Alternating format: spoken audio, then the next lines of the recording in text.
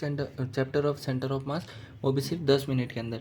तो centre of mass क्या होता है? ऐसा पॉइंट होता है जहाँ पे whole mass of the body जो है तो कंसनट्रेटेड हम एज्यूम कर सकते हैं। जैसे कि अगर ऐसा हमारे पास एक मास सिस्टम दिया है, distribution of mass system M1 M2 M3, जिसके हमें पोजीशन वेक्टर दिए R1 R2 R3, और अगर हमें RCOM निकालना है यानी सेंटर ऑफ मास का पोजीशन वेक्टर, तो हम लिखेंगे RCM equal to M1 R1 plus M2 R2 plus ऐसे ही MN RN तक अपॉन में M1 plus M2 plus MN। अगर हमें एक CM निकालना है तो M1 X1 plus M2 X2 till MN XN upon M1 plus M2 summation of mass. और इसी तरह YCM और ZCM भी ऐसे ही सेम रहेगा। और ऐसे ही RCM की वैल्यू आ जाएगी एक CM I cap plus YCM I cap J cap plus ZCM K cap.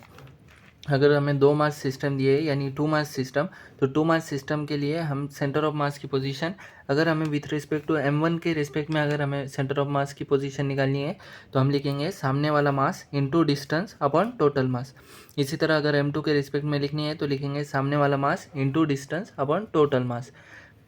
इसी तरह अगर हमें COM of distributed mass system निकालना है तो हम लिखेंगे RCOM इक्वल टू RDM का इंटीग्रेशन अपॉन DM का इंटीग्रेशन।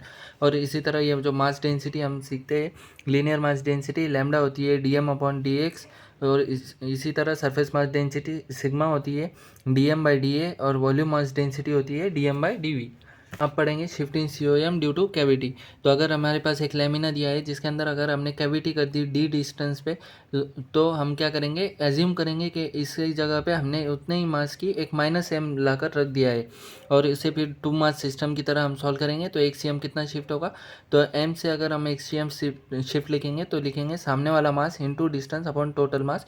यहाँ पे मास को हम स्मॉल m को -m लिखेंगे, और एक CM में जो हमें ये नेगेटिव साइन आया है इसका मतलब अवे फ्रॉम कैविटी।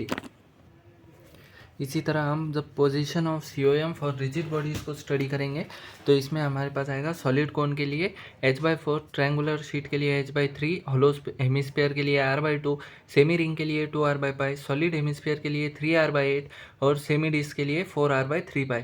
इसे हम याद रख सकते हैं चंपक तारक हाथी रोशन सिंह दीवाना, और इसमें 2 3 4 इसके बाद में पाई 8 3π ऐसे।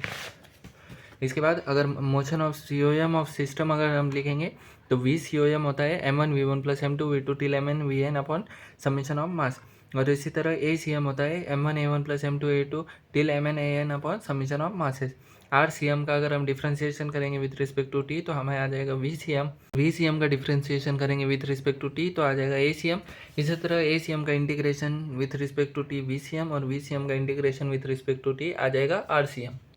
अगर हम मोशन ऑफ COM को कंसिडर करेंगे, अगर F external of the system पे जो फोर्स एक्सटर्नल लग रहा है अगर वो जीरो रहा, और ये सिस्टम अगर जीरो है, तो अगर इनिशियल वेलोसिटी जीरो है तो फाइनल वेलोसिटी भी जीरो रहेगी।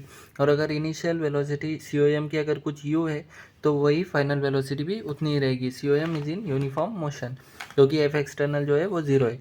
इसके बाद कंजर्वेशन ऑफ मोमेंटम, क्योंकि फोर्स एक्सटर्नल जीरो है इसलिए dp/dt जीरो आएगा, इसलिए P यानी मोमेंटम जो है कॉन्स्टेंट हो जाएगा यानी कंजर्व हो जाएगा, इसीलिए P initial of the system is equal to P final of the system. इसे हम लिखेंगे M1 V1 plus M2 V2 is equal to M1 V1 plus M2 V2। इसके बाद में रिकॉइल ऑफ गन के प्रॉब्लम को हम कैसे सॉल्व करेंगे, तो V इनिशियल और U इनिशियल दोनों भी जीरो हो जाएगी।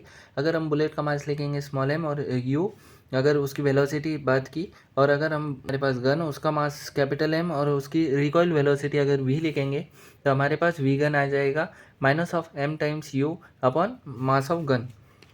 इसके बाद में रिकॉइल ऑफ प्लैंक, तो जो हम जब एक मास यानी बॉडी एक एंड ऑफ प्लैंक से दूसरे एंड ऑफ प्लैंक पे जाएगी, तो जो डिस्प्लेसमेंट ऑफ प्लैंक होगा यानी प्लैंक के अंदर जो डिस्प्लेसमेंट होगा वो आएगा small m into L upon m plus m, और जो मैन का डिस्प्लेसमेंट होगा वो होगा ml upon m plus m।